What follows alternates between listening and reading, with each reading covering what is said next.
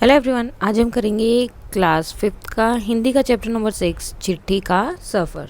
सो इसके question answer, new word, grammar का portion जो भी है वो सब हम आज करने वाले हैं। सबसे पहले आपके TLOs जो हैं इसमें क्या रहेंगे।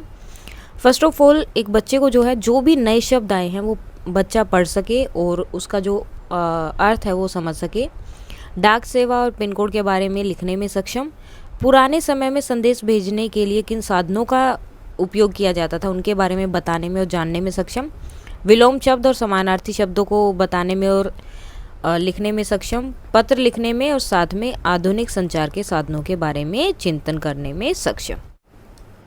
अब आपके कठिन शब्द हैं डाक टिकट, संदेश, लिफाफा, संस्थान, भौगोलिक, गंतव्य, निरंतर, प्रजातियाँ, सैकड़ों और प्रवासी। उसके बाद आते हैं शब्दार्थ।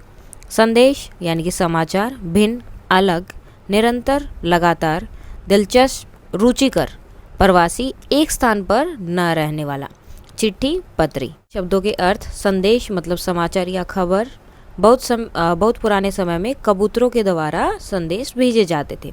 स्थान, जगह, आजकल एक स्थान से दूसरे स्थान पर जाना आसान हो गया है। लिफाफा, कागज का खोल। कागज के लिफाफे में पत्र भेजे जाते हैं। इमारतें, पक्का भवन।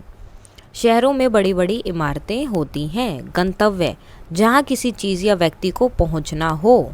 डाकिया पत्र को गंतव्य स्थान तक पहुँचाते हैं। कर्मचारी, वेतन पर काम करने वाला। पिन कोड से कर्मचारियों को डाक भेजने में आसानी होती है। दुर्गम, जहाँ जाना मुश्किल हो। जम्मू कश्मीर के कई इलाके दुर्गम हैं। कई पशु पक्षी भी पुराने समय में संदेशवाहक का काम करते थे। हरकारा, दूत या डाक ले जाने वाला।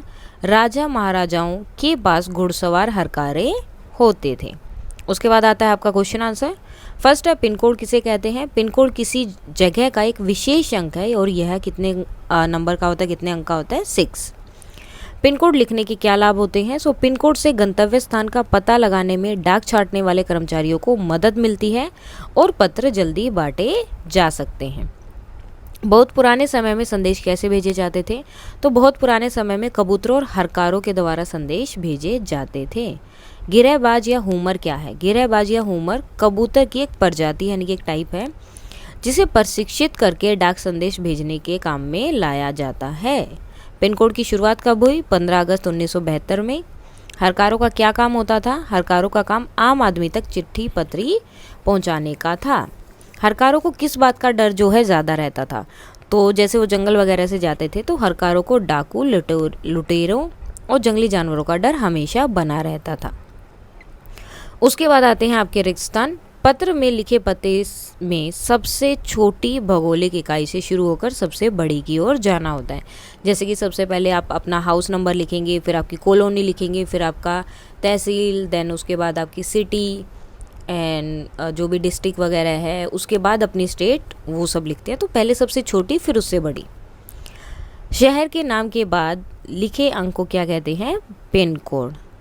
हरकारे क्या करते हैं, पैदल ही आम आदमी तक चिट्ठी पत्री पहुंचाते हैं। उड़ीसा पुलिस खास तौर पर होमर कबूतरों का इस्तेमाल संदेश पहुंचाने के लिए कर रही है। एक कहानी में ग्रे नेक नामक कबूतर दूसरे विश्व युद्ध में संदेश पहुंचाता था। अब विलोम शब्द है, यहाँ पर व्याकरण का पोर्शन आ गया। जल्दी, देर, खास, आम, सस्ता, महंगा, असर, बेअसर, पूरा, अधूरा, स्वस्थ, अस्वस्थ, दुर्गम, सुगम, शुरुआत, अंत, छोटी, बड़ी। उसके बाद मिलते जुलते या फिर समानार्थी शब्द आप बोल सकते हैं कि उन शब्दों को और किस नाम से हम बुला सकते हैं। जैसे चिट्ठी, चिट्ठी को पत्र या पत्री। इमारत, भवन, सफ़र, यात्रा, महत्वपूर्ण, जरूरी या आवश्यक, ज़रूरत, आवश्यकता, इस्तेमाल, उपयोग, इकट्ठा, एकत्रित। उसके बाद अनेकार्थी शब्द आते हैं। पता, मालूम करना, किसी जगह का पता करना या मालूम करना। अपने इलाके के प्रधान का पता करो। डाकिया सही पते पर चिट्ठी पहुंचाते हैं। ठीक है, 2 जगह हो गए, एक तो किसी इंसान के बारे में पता करना, मालूम करना, और एक किसी जगह का जो एड्रेस होता है उसे भी हिंदी में क्या बोलते हैं, पता। पर के भी 2 अर्थ है, लेकिन और पंख। मैं कन्याकुमारी घूमने जाता पर वहाँ तूफान आ गया। ठीक है, यहाँ पर का मतलब लेकिन वहाँ पर तूफान आ गया। अगर मुझे भी पर होते, यानी कि अगर मेरे भी पंख होते तो मैं भी आसमान में उड़ता। आम, आम का मतलब क्या है, एक तो फल होता है, एक नॉर्मल जो सामान्य लोग होते हैं वो। आम फलों का राजा है, दूसरों की मदद करना कोई आम बात नहीं है। अंक, अंक का मतलब गोद और एक होती है संख्या। माधवी अपनी माता के अंक में सोती है, यानी कि उनकी गोद में सोती है।